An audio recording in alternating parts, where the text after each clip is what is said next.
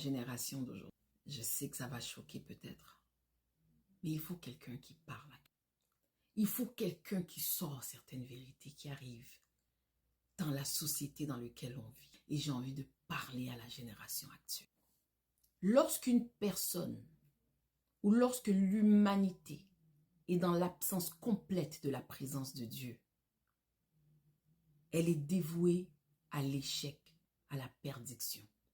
Nous sommes dans une génération aujourd'hui où ce que femmes comme hommes, premièrement, ils ont interchangé leur rôle. Nous sommes dans une génération où ce que enfants et parents ont également interchangé les rôles.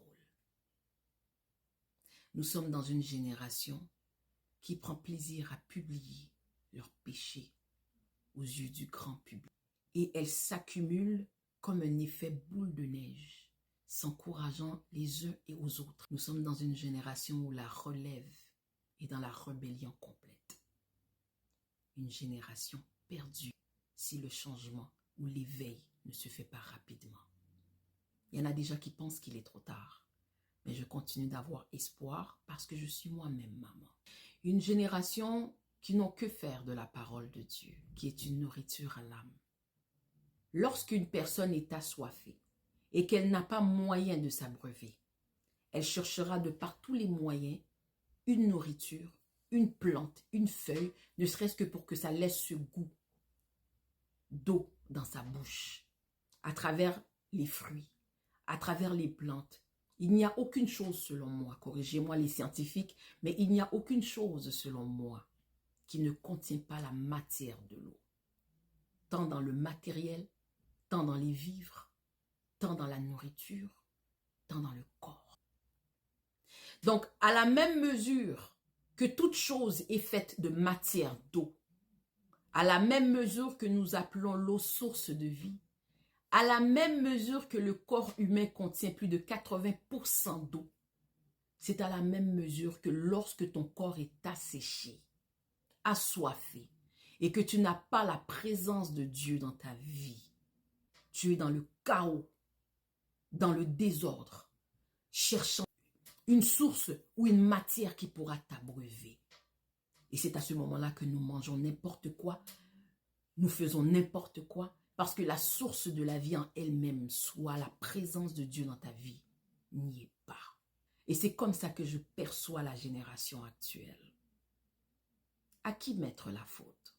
On peut parler de la société. Moi, étant africaine, j'entends souvent que chez nous en Afrique, c'était pas comme ça. Quand on débarque ici, voilà, c'est les choses qui changent. On veut s'assimiler ou on veut s'approprier une autre culture au-delà de notre propre culture. Il y a des choses que tu fais à plus forte raison dans les réseaux sociaux qui te serviront de plaidoyer plus tard, servira de preuve plus tard. Alors, apprenons à faire attention. Apprenons à revenir à la source. Apprenons à se reconformer et à se comporter selon ce qui est conforme à la parole de Dieu. Apprenons à avoir honte. Nous sommes dans une génération où ce que la honte ne nous connaît plus. Aujourd'hui, la honte nous fuit.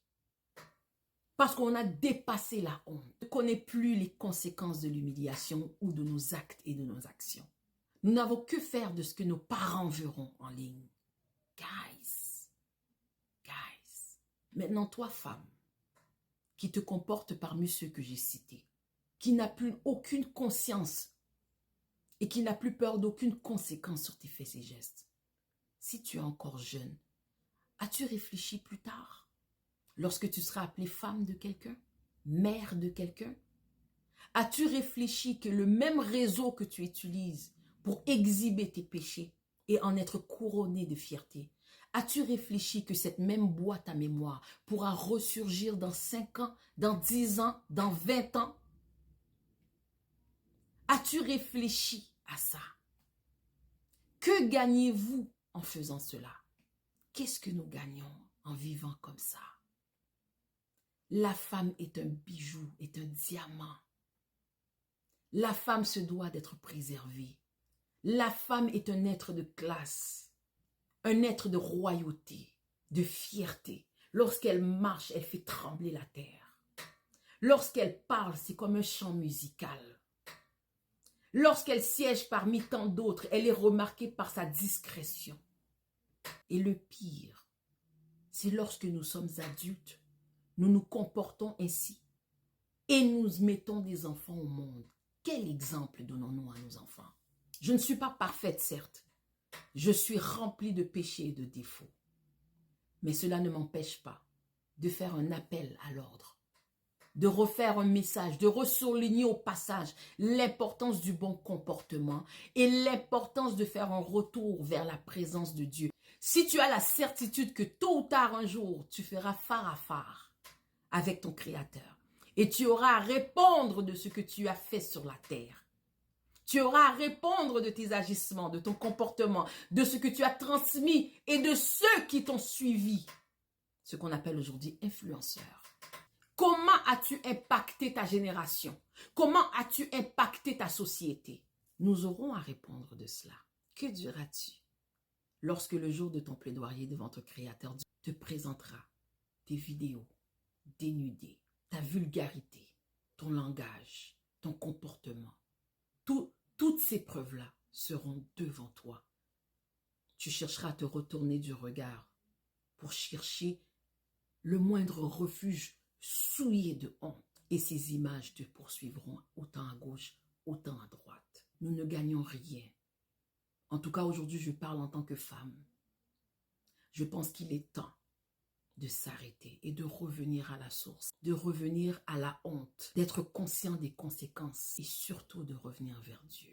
Souvenez-vous que vous avez des parents qui vous regardent, que vous avez des enfants qui vous regardent, même ceux qui ne sont pas les vôtres. Et apprenez surtout à suivre le bon chemin en faisant le bon choix. Et le pire, cette vérité-là même, vous refusez catégoriquement à l'entendre. Vous êtes les premières à en faire un sujet de débat. Vous voulez être encouragé dans ce qui est abominable, dans ce qui est impudique, parce que vous voulez être applaudi dans votre non-sens. Souvenez-vous, la femme est élégante. C'est un diamant qui demande à être préservé. Elle est subtile et délicate. Elle est féminine. Elle est posée. Elle est calme. Elle est éduquée. Elle est belle. Elle est intelligente. Elle se doit de faire les bons choix